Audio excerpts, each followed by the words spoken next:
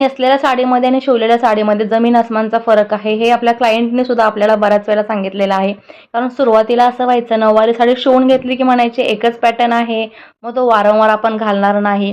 पण एकच pattern free साईजमध्ये असल्यामुळे तुमच्या घरी जर अजून बहिणी असतील, नणंद भावजय असतील, जावा असतील, यांना सुद्धा तुम्ही एकमेकींच्या साड्या यूज करायला देऊ शकता तुमच्या घरच्या कार्यक्रमांमध्ये वेगवेगळ्या ठिकाणी.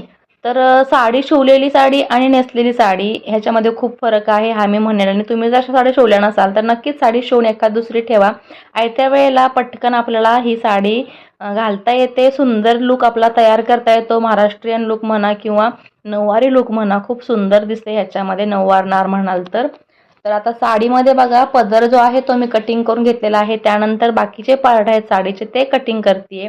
प्रत्येक कटिंगमध्ये वेगळं माप असतं. तुम्ही म्हणाल एकाच मापामध्ये आपण ही साडी कटिंग करू शकतो का? नाही. जसं की आपण ब्लाऊज